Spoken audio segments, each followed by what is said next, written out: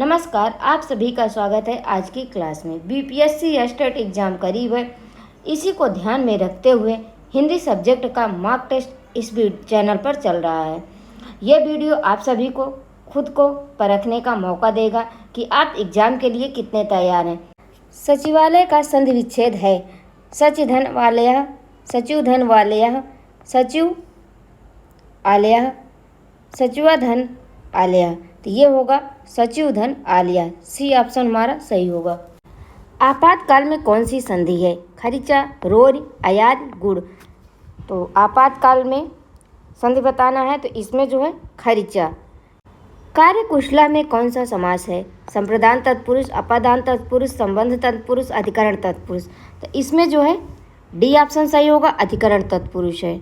निम्नलिखित में किस शब्द में द्विगु समास है? सज्जना, पंचवटी, राजप्रसादा, विद्याधनम। तो ये जो है पंचवटी में द्विगु समास है। अगला प्रश्न है, संस्कृत में धातु रूप कहते हैं संज्ञा पद को, कर्म पद को, क्रियापद को, विशेषण पद को। तो संस्कृत में धातु रूप कहते हैं क्रियापद को।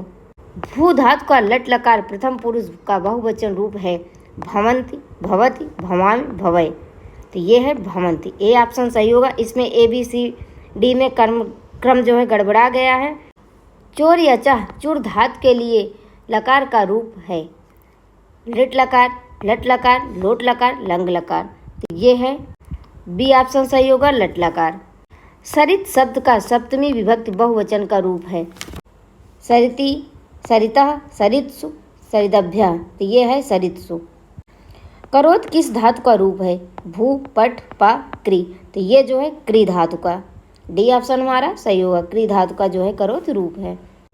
निम्नलिखित में से किसने वीर गाथा काल को आदिकाल कहा है? रामचंद्र शुक्ल, हजारी प्रसाद द्विवेदी, मिश्र बंधु। इनमें से कोई नहीं थी। ये कहा है हजारी प्रसाद द्विवेदी ने। संदेश रासक के रचयिता हैं स्वयंभू, पुष्पदंत, अब्दुल रहमान, हेमचंद। ये हैं अब्दुल रहमान जी। रामचंद्र शुक्ल ने आधुनिक काल को क्या कहा है? गद्य काल, जागरण काल, पुनर्जागरण काल। इनमें से कोई नहीं। तो आचार्य रामचंद्र शुक्ल ने आधुनिक काल को गद्य काल कहा है। कबीर के गुरु कौन थे? रामानुज, शंकराचार्य, कृपाचार्य, रामानंद। तो ये थे कबीर के गुरु रामानंद जी। सिद्ध कवियों की प्रतीकात्मक भाषा को क्या कहा गया है? खिचड़ी भाषा, संध्या भाषा, उल्टी भाषा। इनमें से कोई नहीं थी। ये कहा गया है संध्या भाषा। निम्नलिखित में कौन सा रासो ग्रंथ आलाखंड के नाम से लोकप्रिय रहा है? विशलदेव रासो, खुमार रासो, परमाल रासो। इनमें से कोई नहीं थी। ये रहा है परमाल रासो, आलाखंड के नाम से भी जाना जाता है।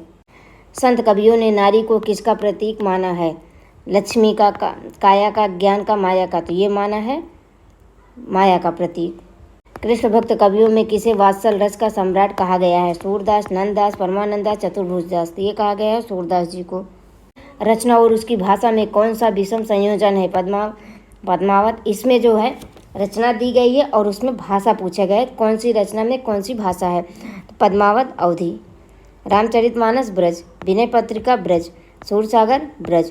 तो ये जो है बी ऑप्शन हमारा सही होगा, रामचरितमानस, क्योंकि इसकी भाषा ब्रज नहीं है। रामचरितमानस की भाषा जो है अवधि है। अगला प्रश्न है, निम्नलिखित कथनों पर विचार कीजिए और नीचे दिए गए संकेत में सही विकल्प चुनिए।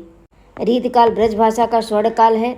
रीतकाल में काव्य का प्रयोजन कला के लिए था। रीतकाल में प्रबंध काव्य की रचना हुई। घनानंद रीत मुक्त कवियों में सर्वश्रेष्ठ हैं। तो इसमें हमें बताना है कि कौन सा जो है कथन सत्य है। ये 4 ऑप्शन है, तो ये कथन इसमें से हमको देख के बताना है कि कौन सा सही है। तो ये जो है 3 कथन जो है, 3 जो है, ये रीतकाल में प्रबंध काव्य की रचना हुई है, ये जो है असत्य है। बाकी शेष तीनों, रीतकाल ब्रज भाषा का स्वर्णकाल है, ये भी सही है। रीतकाल में काव्य का प्रयोजन कला के लिए था, ये भी सही है। और घनानंद रीत मुक्त कवियों में सर्वश्रेष्ठ है, ये भी सही है। अगला प्रश्न है, निम्नलिखित में कौन भारतेंदु पूर्व लेखकों में नहीं है? सदल मिश्र, लल्लू लाल, इंसान खां, देवकीनंदन खत्री। तो ये जो है देवकीनंदन खत्री जी नहीं है। अगला प्रश्न है, रचना और उसके काव्य रूप में कौन विषम संयोजन है? रचना है और उसमें जो है काव्य मतलब ये प्रबंध काव्य है, गीत नाट्य है, महाकाव्य है, कौन सी विधा है? तो उसमें जो है हमको बताना है कि कौन सा सही है और कौन सा विषम है। महाप्रस्थान खंड काव्य, निशा निमंत्रण गीत नाट्य, रामचरितमानस महाकाव्य, सतसई मुक्तक काव्य। तो ये जो है बी ऑप्शन हमारा सही होगा, निशा निमंत्रण, क्योंकि ये हरिवंश राय बच्चन का काव्य संग्रह है। अगला प्रश्न है, इनमें से सरस्वती पत्रिका के संपादक कौन थे? महावीर प्रसाद द्विवेदी, हजारी प्रसाद द्विवेदी, भारतेंदु हरिश्चंद्र, शंकर प्रसाद। ये थे महावीर प्रसाद द्विवेदी जी। परमात्मा की छाया आत्मा में पड़ने लगती है और आत्मा की छाया परमात्मा में, यही छायावाद है। यह परिभाषा किसकी है? महादेवी वर्मा, जयशंकर प्रसाद, डॉक्टर रामकुमार वर्मा, नगेंद्र। तो ये है रामकुमार वर्मा जी। कामायनी के प्रथम सर्ग का क्या नाम है? श्रद्धा, चिंता, लज्जा, आशा। तो कामायनी के प्रथम सर्ग का नाम है चिंता। रामचंद्र शुक्ल का हिंदी साहित्य का इतिहास किस ग्रंथ की भूमिका हेतु लिखा गया था? नागरी प्रचारणी ग्रंथ, हिंदी कोविदमाला, हिंदी कवियों का इतिहास, हिंदी शब्द सागर। तो ये लिखा गया था हिंदी शब्द सागर की भूमिका के रूप में लिखा गया था। अंधेर नगरी नाटक के रचनाकार हैं भारतेंदु हरिश्चंद्र, अंबिका दत्त व्यास, बाल मुकुंद गुप्त। इनमें से कोई नहीं थी। तो ये है भारतेंदु हरिश्चंद्र। ए ऑप्शन हमारा सही होगा। तिलस्मी और अयारी उपन्यास लेखन में किसका नाम प्रसिद्ध है? वृंदावन लाल वर्मा, गोपाल दास गहमेरी, देवकी नंदन खत्री, किशोरीलाल गोस्वामी। ये जो है देवकी नंदन खत्री जी का नाम जो है प्रसिद्ध है। ये तिलस्मी और अयारी उपन्यास लिखते थे। अगला प्रश्न है, सरस्वती पत्रिका कहाँ से निकलती थी? बनारस, इलाहाबाद, लखनऊ, कलकत्ता। तो ये निकलती थी इलाहाबाद से। सरदार पूर्ण सिंह किस प्रकार के निबंध लेखक हैं? वर्णनात्मक, समीक्षात्मक, ललित निबंध, भावपूर्ण निबंध। ये थे भावपूर्ण निबंध लिखते थे सरदार पूर्ण सिंह जो भावपूर्ण निबंध लिखते थे। अगला प्रश्न है, निम्नलिखित में कौन शुक्ल युग के निबंधकार नहीं है? रामचंद्र शुक्ल, श्याम सुंदर दास, विद्यानिवास मिश्र, पद्मलाल पुन्नालाल बख्शी। ये जो हैं विद्यानिवास मिश्र जी शुक्ल युग के निबंधकार नहीं हैं। तीसरी कसम कहानी के लेखक हैं कमलेश्वर, अमरकांत, फणीश्वर नाथ रेणु, प्रेमचंद। ये थे फणीश्वर नाथ रेणु जी तीसरी कसम के लेखक। गोपाल दास गहमेरी किस प्रकार के उपन्यास लेखन के लिए प्रसिद्ध हैं? तिलस्मी, जासूसी, पौराणिक, ऐतिहासिक। तो ये जो है जासूसी उपन्यास के लिए प्रसिद्ध थे। निम्नलिखित सूचियों को सम्मिलित कीजिए। सूची 1 रचनाकार और सूची 2, सूची 1 ये रचना है और सूची 2 है रचनाकार है। तो इसमें हमें रचना और रचनाकार को सम्मिलित करना है। संस्कृत के 4 अध्याय दिनकर जी की रचना है। संस्कृत के 4 अध्याय। हमारा मसीहा विष्णु प्रभाकर, आंसू जयशंकर प्रसाद, अरे याद रहेगा अज्ञे जी की रचना है। इस प्रकार हमारा डी ऑप्शन सही होगा। 2, 3, 4। अगला प्रश्न है, अंधा युग किस प्रकार की नाट्य रचना है? गीत नाट्य, प्रहसन, नृत्य नाट्य, रूपक। तो ये जो है अंधा युग गीत नाट्य है। अगला प्रश्न है, मेरा परिवार किसकी रचना है? बनारसी दास, महादेवी वर्मा, उग्र, कन्हैयालाल मिश्र। ये मित्र हो गया है, ये मिश्र है। तो ये जो है मेरा परिवार महादेवी वर्मा की रचना है।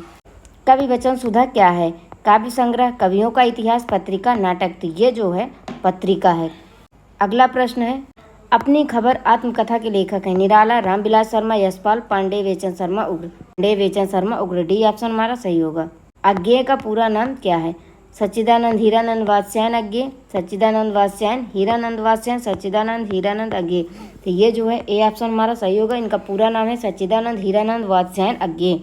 अगला प्रश्न है, अबला जीवन हाय तुम्हारी यही कहानी, आंचल में है दूध और आंखों में पानी। पंक्ति के लेखक हैं जयशंकर प्रसाद, मैथिली शरण गुप्त, महादेवी वर्मा, सुभद्रा कुमारी चौहान। ये हैं मैथिली शरण गुप्त जी। कलाधर उपनाम से ब्रज भाषा में काव्य रचना करने वाले प्रसिद्ध छायावादी कवि सुमित्रानंदन पंत, मुकुटधर पांडे। ये धर है यार लिख उठा, मुकुटधर पांडे, जयशंकर प्रसाद, निराला। तो ये हैं जयशंकर प्रसाद। हिंदी की उत्पत्ति किस अपभ्रंश से हुई है? मागधी अपभ्रंश, मागधी अपभ्रंश, पैशाची अपभ्रंश, सौरसेनी अपभ्रंश। तो हिंदी की उत्पत्ति जो है सौरसेनी अपभ्रंश से हुई है।